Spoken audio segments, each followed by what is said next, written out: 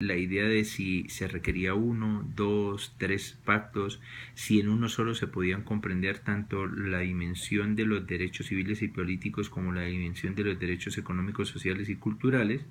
pero al final terminó adoptándose uno por cada lado.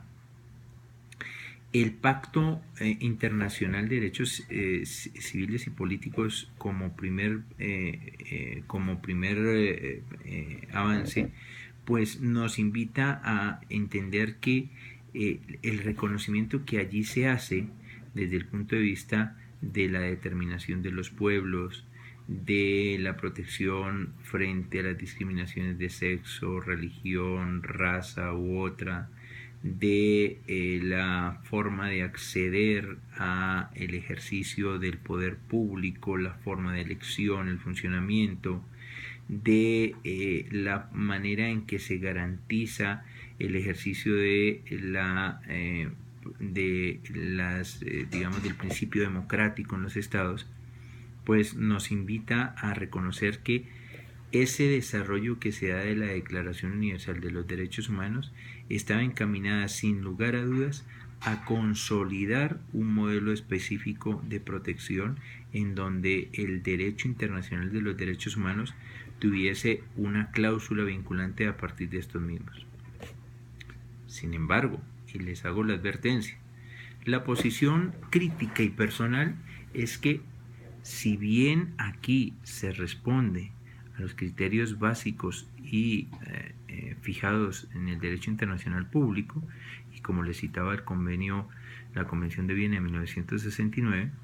no puede desecharse que la Declaración Universal de los Derechos Humanos sigue siendo la fuente generadora de una serie de reglas, de una serie de principios, gestadora de una serie de reglas que son impositivas, que son obligatorias para todos los estados, en la medida en que comprendamos que es en la esencia misma de la titularidad, más que de la titularidad, la esencia misma de la protección de los derechos humanos de los ciudadanos y de todas las personas. Pero luego viene el Pacto Internacional de Derechos Económicos, Sociales y Culturales. Este pacto, que además fue aprobado también por la Asamblea General de las Naciones Unidas en la resolución 2200A/21 en romano, ¿no? Y que fue suscrito el 19 de diciembre del 66 y que entró en vigor el 3 de enero de 1976, busca establecer una serie de garantías desde el punto de vista de la concepción económica y de los derechos que ejercen las personas, de los derechos laborales, de los derechos a la salud, a la educación, al nivel de vida adecuado. Tiene más de 160 ratificaciones y es un pacto en el que, si se analiza paso a paso, lo que se busca compenetrar ya no es solamente la dimensión individual, sino la dimensión colectiva, la dimensión comunitaria, la dimensión redistributiva que puede generar en esencia la afirmación de los derechos humanos. En su gestación, en estos dos instrumentos, pues evidentemente está lo que es un modelo en el que se busca el reconocimiento o incorporación de una serie de derechos que permiten ampliar el espectro de protección del derecho internacional, de los derechos humanos sobre el marco de protección que se ha fijado específicamente. Entonces, es importante señalar que hay una serie de elementos que son sustanciales a la hora de la protección y que exigen que estos no puedan ser objeto de negación o de no reconocimiento por parte de los estados, cuando lo que se fija es una idea de igualdad en el marco laboral, de igualdad en las condiciones de vida y satisfacción de las condiciones sanitarias, de la protección de niños y adolescentes, de la idea de la gratuidad en la enseñanza primaria, es decir, de toda una serie de catálogos que nos sirven para proteger los derechos de las personas, ¿no? En este marco de tutela de los derechos humanos. Pero viene un punto importante para tener en cuenta desde la perspectiva de la protección del derecho internacional de los derechos humanos, ¿no? En este sistema universal, que es el de proteger el ámbito de desdoblamiento del mismo. Entonces nosotros aquí ya no solamente vamos a hablar de la protección contra los derechos civiles y políticos, sino que vamos a hablar de una serie de instrumentos que van a estar destinados a la protección ya no solo de las esferas que están trabajándose en cada uno de estos pactos, sino en otros ámbitos. Entonces nosotros ahí vamos a ver cómo a partir de la Declaración Universal de los Derechos Humanos y de su gestación, pues nosotros vamos a tener una serie de normas que van a permitir la comprensión, ¿no? Más amplia de lo que es el catálogo de derechos humanos, ¿no? A partir de los protocolos, a partir de la consolidación de ciertos modelos de protección de los derechos del hombre, que van a ser sustanciales para que lleguemos a una consolidación del modelo de protección de los derechos humanos. Ténganse en cuenta hoy en día que desde el punto de vista de la protección de los derechos humanos ya se tienen instrumentos que nos hablan de la tutela de los derechos de las mujeres o de los derechos reproductivos. Está desde el 89 la protección de los derechos del niño, la protección desde el punto de vista de las comunidades en el marco de los convenios OIT, entonces las comunidades indígenas, étnicas, ¿no? Y culturales, y desde la perspectiva incluso de los derechos que deben resguardarse para los sujetos con discapacidad, ¿no? Mire que hoy en día esa es una de los grandes avances que se han dado para intentar cerrar la brecha entre lo que era la aspiración de unos sujetos que tenían que plegarse a la interpretación o comprensión de los derechos humanos bajo el catálogo del sistema universal tal como había sido concebido, para lograr entender que hoy en día ya están en el marco de una consolidación de los derechos comprendidos como sujetos de derecho que pueden ser objeto de protección desde el punto de vista de la tutela específica, ¿no? Entonces vamos a encontrar una serie de elementos o instrumentos que nos van a permitir a todos entender el alcance sobre esa protección de los derechos humanos y de su evolución. Luego de los pactos internacionales o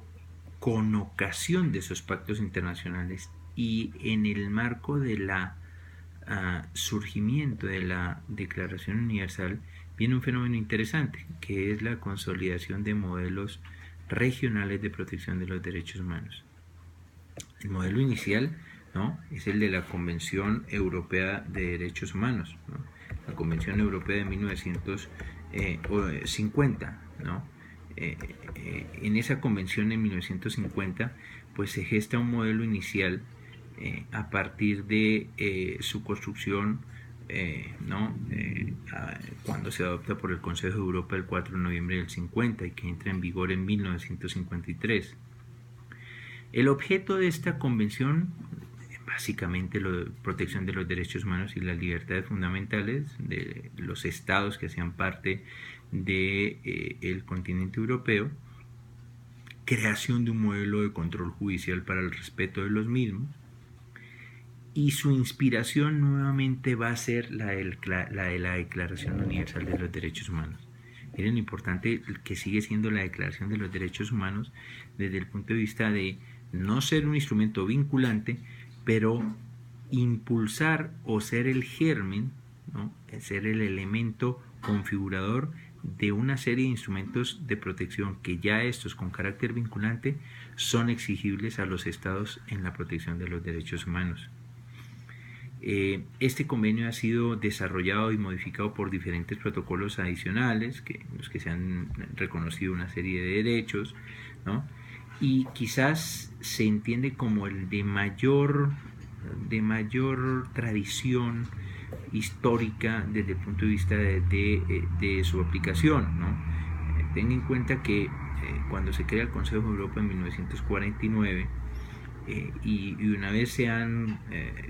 constatado todos los crímenes del Tercer Reich, vienen los juicios de Nuremberg, la idea imperativa para los estados, ¿no? Desde el punto de vista de ese modelo, era establecer un catálogo o un instrumento básico de protección de los derechos humanos que estableciera las mínimas garantías, ¿no? Entonces determinara el derecho a la vida y su alcance, la prohibición de la tortura como límite a la negación del derecho a la vida, la prohibición de la esclavitud y el trabajo forzado como límite a la negación del derecho a la vida y la integridad personal, el derecho a la libertad y a la seguridad personal, la idea de los procesos equitativos o del due process o del debido proceso, el de fijación de un principio de reserva de ley o de imposición de nula pene sine lege, ¿no? Entonces Cesare Beccaria, que siempre lo invocaba, entonces traído al ámbito de los derechos humanos, el de respetar la vida privada y familiar, la libertad de pensamiento, conciencia y religión, libertad de expresión, de reunión, de asociación, incluso el derecho a contraer matrimonio, fíjese usted, el derecho a un recurso efectivo, la prohibición de toda discriminación y las restricciones e interpretación de esos derechos, ¿no?